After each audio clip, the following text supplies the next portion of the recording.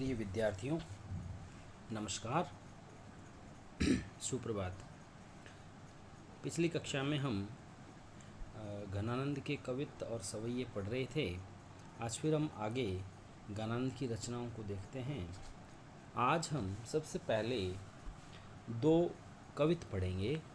देखिए, कवित्त छंद, वर्णिक छंद, प्रत्येक चरण में 31 वर्ण, जैतों से लेकर दाह की तक यदि हम एक एक वर्ण गिनेंगे तो 31 वर्ण आएंगे।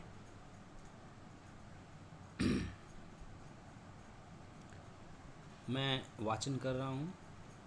जैतो घट सौधो पे न पाऊँ कहाँ आही सोधो, कौधो जीव जारे अठ पटी गति दाह की, धूम को न धरे गात सीरो परे ज्यों ज्यों जरे, ढरे नैन नीर वीर हरे मति आह की, जतन बुझे हैं सब जाकी झर आगे तब अब, कब हूँ न दबे भारी भबक उमाह की, जब ते निहारे घन आनंद सुजान प्यारे, तब ते अनोखी आगी लागी रहो चाह की।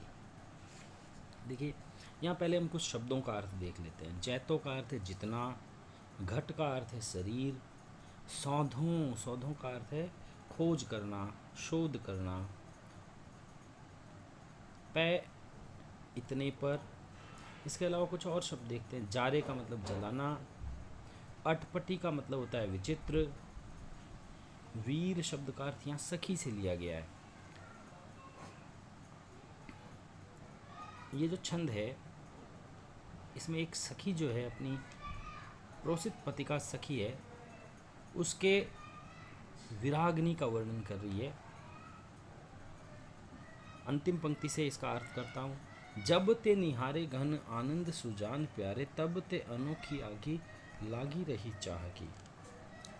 सखी से दूसरी सखी कहती है, हे सखी, जब से आनंद के घन सुजान प्रियतम के दर्शन किए हैं, तब ते अनोखी आगी, तब से एक विचित्र आग लागी रही चाह की।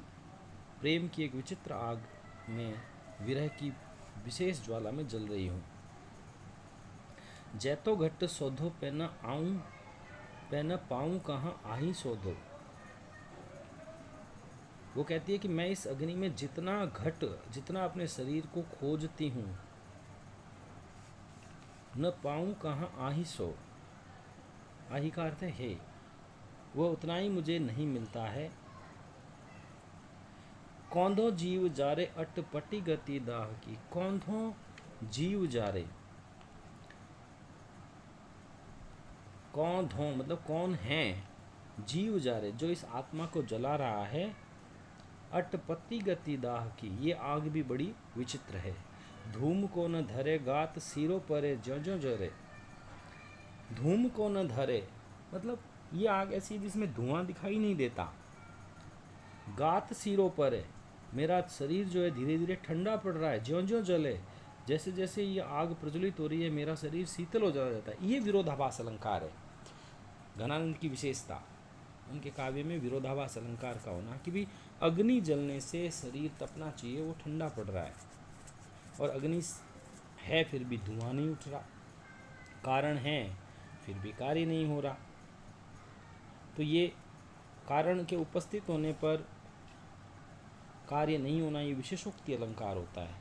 और ज्यों ज्यों जरे गात सिरों पर, ये विरोधाभास अलंकार है। धूम को न धरे गात सिरों परे, ज्यों ज्यों ढरे ढरे नैन नीर वीर हरे मति आह की। मतलब ये जैसे जैसे आग जलती है वैसे वैसे शरीर शीतल होता जाता है, जबकि जो आम आग होती है, आम अग्नि होती है, उसके जलने से वस्तुएं गर्म होती है। और आगे वो कहती है, नेत्रों से ढरे नैन नीर, नेत्रों से पानी बरसता है,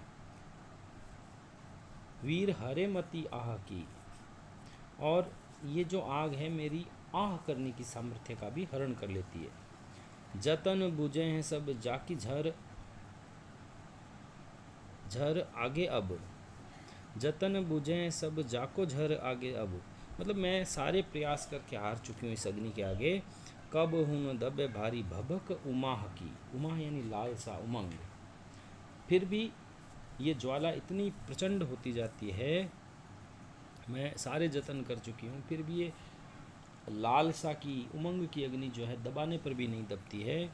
और ये स्थिति मेरी तब से हुई है जब से मैंने घन के आनंद, आनंद के घन प्रिय सुजान को अपनी आंखों से देख लिया है। दूसरा कविता देखते हैं जिसमें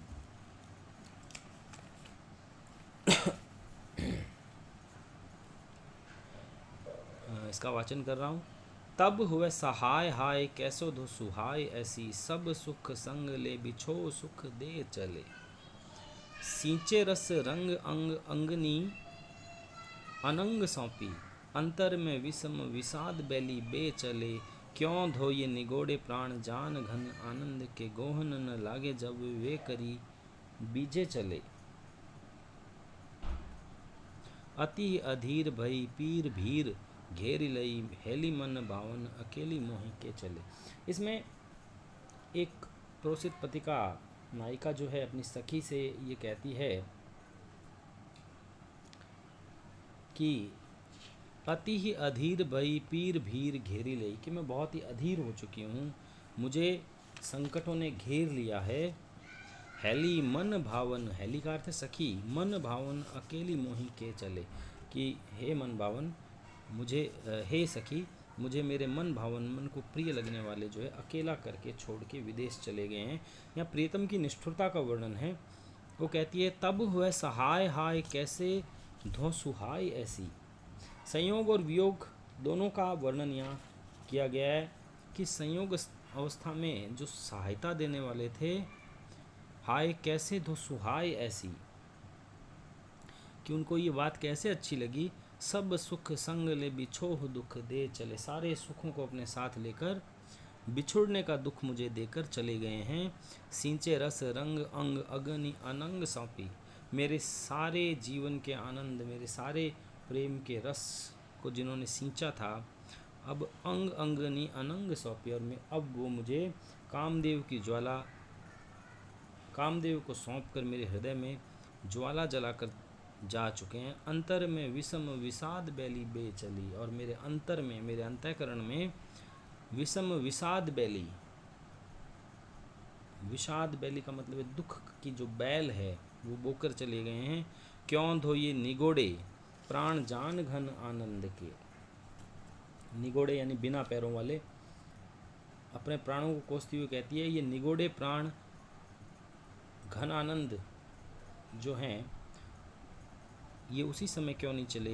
गोहन न लागे जब वे करी बीजे चली, गोहन न लागे, गोहन शब्द का अर्थ यहाँ पर है साथ, गोहन न लागे साथ नहीं ले गए, जब वे करी बीजे चली, जब वे प्रियतम जो है और कहीं चले गए उस समय मेरे ये प्राण भी क्यों नहीं चले गए।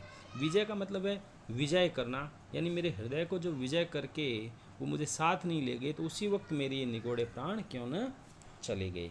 तो ये संयोग और वियोग दोनों स्थितियों का वर्णन किया है। एक वियोगिनी स्त्री के हृदय का मनोवैज्ञानिक चित्रण है। ब्रज भाषा में विप्रलम्ब श्रृंगार की का सुंदर वर्णन है। स्मरण नामक स्थिति का वर्णन है। अब हम पढ़ते हैं सवैया। तब तो छवि पीवत जीवत है, अब सोचन लोचन जात जरे, ये पोष के तोष सुप्राण पले, बिललात महादुख दोष भरे, घन आनंद मीत सुजान बिना,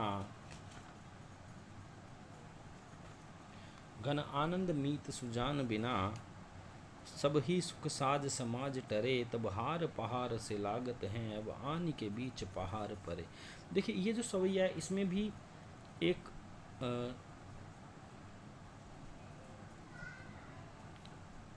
वियोगिनी की संयोग और वियोग की स्थिति का चित्रण किया गया है कि संयोग में वो कैसी थी और अब वियोग में वो उसकी स्थिति कैसी है। तब तो छवि पीवत जीवत है, तब मतलब जब वो पास में थे, तब तो छवि पीवत जीवत है कि जब तुम पास में थी, छवि पीवत जीवत, मैं तुम्हारे छवि का अर्थ है सौंदर्य को निहार कर, पीकर रूप सौंदर्य का पान करके जिंदा रहता था। अब सोचन लोचन जात चरे, और अब तुम पास नहीं हो तो उस चिंता में लोचन मेरी आंखें तुम्हें देखने को तरस रही है, जल रही है।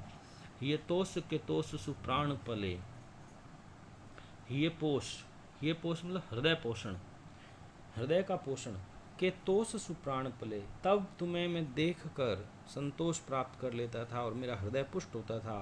अब यानी वियोग में, बिललात महादुख दोष भरे, अब दुख से बिलखता हूँ, महादुख दोष भरे, घन आनंद मीत सुजान बिना। हे घनानंद, घनानंद कहते हैं मीत सुजान बिना, कि सुजान के बिना सब ही सुख साध समाज टरे, सारे सुखों के साध समाज साधन जो हैं वो दूर चले गए हैं। तब हार पहाड़ से लागत है, जब तुम पास थी तो तुम्हारे गले में पहने हुए हार भी पहाड़ के समान लगते थे।